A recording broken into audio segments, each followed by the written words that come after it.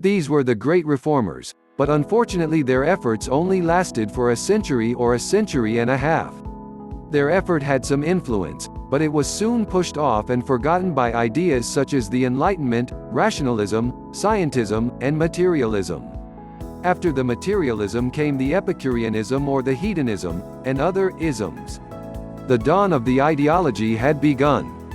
Men started having all kinds of ideas, and all those different ideas were pouring out from people's brains. If you look at the flow of the history, before the Renaissance began, people still had the God-centered mindset and worldview, regardless of whether the Roman Catholic Church were rotten or not. But then people had watched long enough how the Catholic Church had fallen and brought about this new idea that the men were superior to the Church and the proper measurement on all things high and below. This idea was the humanism idea. Things went from the theocentrism to the humanism, and from this turn of the tide and on, endless ideologies came about and filled the world. But just when the world seemed to be covered with various different ideologies, there came a moment in the history that silenced the voice of the ideology. That moment was when the material shouted once really loud at Hiroshima and Nagasaki in Japan during the World War II. When the nucleus in the nuclear bombs separated and the material made a loud booming noise, the voice of the ideology could no longer have a voice and went silent for good. A famous man named Daniel Bell once wrote a book called The End of Ideology. In the book he said that the age of the ideology was over and the ideology was no longer important in the world. Even the famous Chinese politician Deng Xiaoping said a similar thing in his Black Cat, White Cat theory, in which he said that the color of the cat bore no meaning in catching a mouse. With this began the era of the materialism. So as you can see, the flow of the history went from the theocentrism to the humanism, and from the humanism to the materialism. As materials became more and more abundant and things became more and more comfortable, did people do good deeds and kind work for their family and neighbors? No, not at all. The materialism, without a failure, always brings about the hedonism, which one pursues only the pleasures of the world. All your mind, time, and energy are focused solely on the physical pleasures of this world. That's how things go. All these different isms and ideas did not lead people to praise and rejoice in God, no. After people have been experienced enough pleasures of the world and self-indulgence, the last ism awaits them. It is the nihilism. You are more than welcome to try and see if I'm wrong on this. In fact, even Solomon went as far as the nihilism. He experienced the theocentrism, the humanism, the materialism, the hedonism, and the nihilism. After having experienced all these isms, his final conclusion was that it was all meaningless. Thinking he might have his happiness through these different ideas, he freely did everything and anything he wanted, but when he reached the end, it was all meaningless, meaningless, and meaningless. So as you can see, Solomon's ministry, too, reached this level. And if the nihilism was the truth, then he would have confessed that all was meaningless and taken his own life. Once someone experiences the nihilism, in other words, if someone becomes rich and famous and has everything in abundance and lacks nothing and there is nothing more to pursue, that someone typically commits suicide. Look at the people who are committing suicide in our country, South Korea. Among many, there are people who lack nothing. The people who don't have much usually do not commit suicide because they are still pursuing something that they believe to be the key to their happiness. Even if the suicide is in the works, they at least want to achieve the happiness that they think they deserve. Meaningless. People say because they believe they have done it all. So there is nothing more but to end their lives. At least these people are what's known as the honest nihilists. But unlike these people, we aren't the honest ones because we are corrupted. We don't end our lives and we just keep on making troubles. Then some of us begin to wonder just how this meaninglessness can be overcome without committing suicide. What is the answer for that? The answer is the mysticism, and this one can be more powerful than the drugs. You have pursued and experienced the pleasures of the world with materials, but all you have had in the end was the feeling of meaninglessness. How do you overcome this and proceed to next? The mysticism is what you will pursue next in order to soothe and comfort your emptiness and meaninglessness. You want to experience the supernatural powers. The whole world is going mad with the mysticism, and that includes the churches. You have had a good time with your materials, and eating more will only make you fatter. You can have more materials, but you will spend more of your time and energy taking care of your materials. So instead you want to have something mysterious, shocking, and mesmerizing. And when many of the church pastors saw this, they saw this as an opportunity to grow their ministry. So instead of guiding people to the right path, they fed people with the mysticism to keep them committed and deceived. They created their own religion, the one that knocks people off their feet and pushes them into the mysterious state of mind. Ultimately it became the only thing these people pursued, and consequently they begin to deny all other authorities. There is no order, no direction, no authority, and no leaders. They just take whatever path wherever things lead them to, just going with the flow. Let me ask you a question at this time. Is the history going into same direction that I have been telling you about or not? How far have we gone then? We have gone almost to the end, and there isn't anywhere else to go. In other words, there is no more ism left. There is no more idea or theory left. We have seen the ends of all isms, and seen the bottom of the pool on theories. Now people are just left to do whatever they want to do.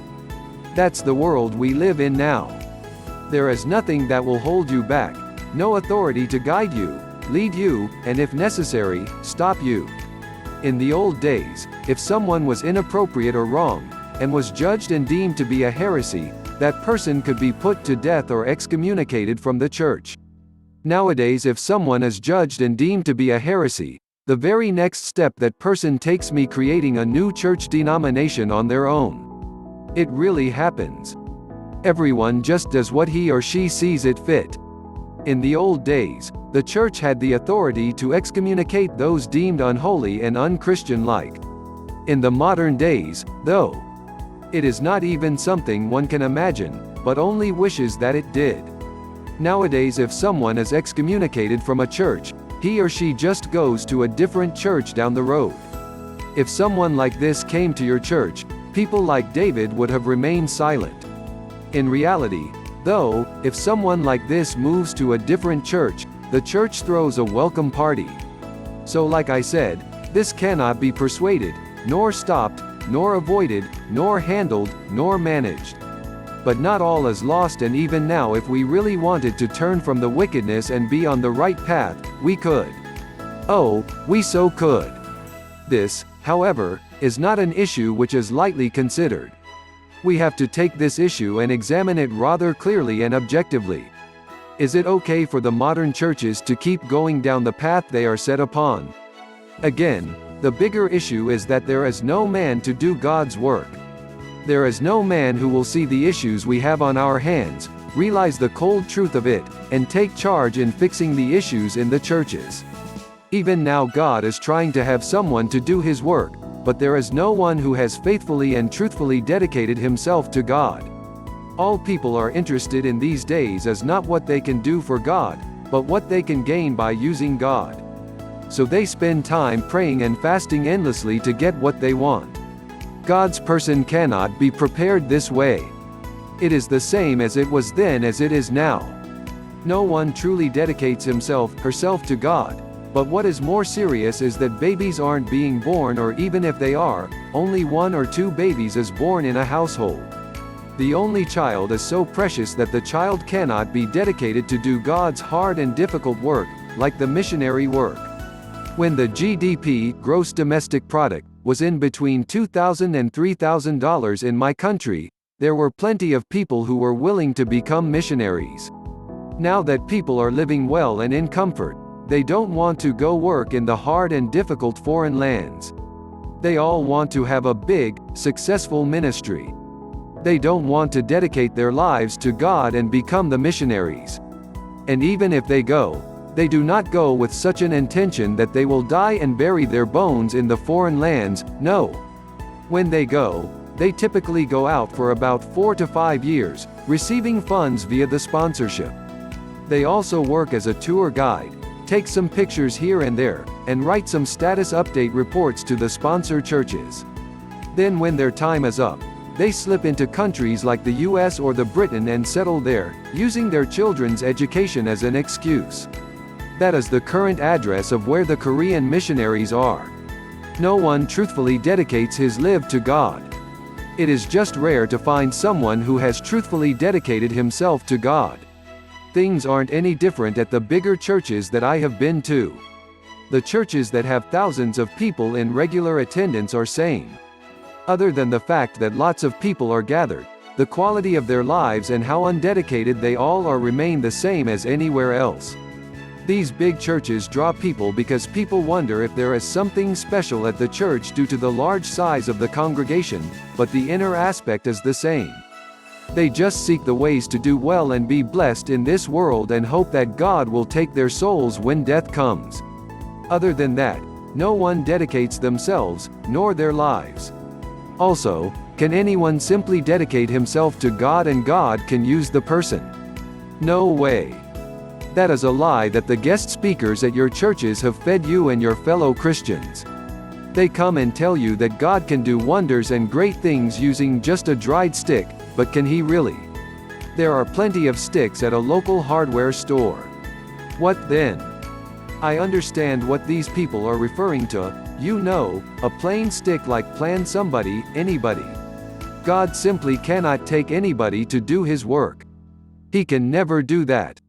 It must be a distinguished person, a holy person, an honest person, a kind person, a humble person, and a selfless person. Does this sound like an ordinary, regular person to you? And this is just the basic quality. You can raise and groom a person to be holy and kind from a young age, and it is still not guaranteed that the person will do God's work or not. I know I keep saying this over and over again, but there is just no man. No one is being prepared from the aspect of God's side. What is more serious than this? The most serious issue that not just the Korean churches have, but all the churches in the world have is that God's person is not being prepared.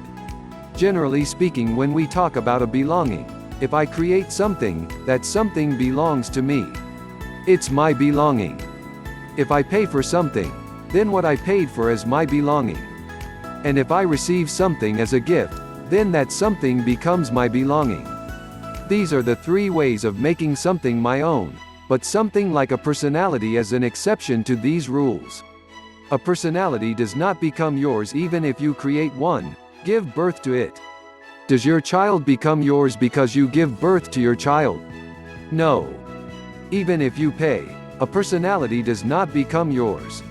Truly, God has created us and bought us with the blood of Jesus Christ. If you do not give yourself to God, you do not belong to God. That's why a personality is different, and you must give yourself to God in order for you to belong to God. And if you give yourself to God, God tests you if your dedication is real or not, and He tests you rather hard because He needs to see if your heart is real or not. It's like when a welder taps on his work to see if the welding job he just finished joining two separate pieces of metal together is good or not. Like this, God taps you and shakes you to see if your dedication is real or not. Once your dedication is deemed to be true, then the training begins. The training, much like the initial testing of your dedication, is a hard and difficult one. Once you pass both the initial testing and the training, are you given your mission. After your mission is given to you, you will receive the spiritual gifts and abilities, followed by a position, a field, and an appropriate job. This is the proper process of getting the work started and get it done. All this is the proper channel, and a process, but sadly this is rare not just in church, but in the world. A true dedication to God, and being trained and molded to be used, to serve, is not being done in today's Christian world, and this is the reason why there isn't much going on in the world of Christians. Among many reasons why the Christianism is not moving forward, the lack of true dedication is certainly a major one.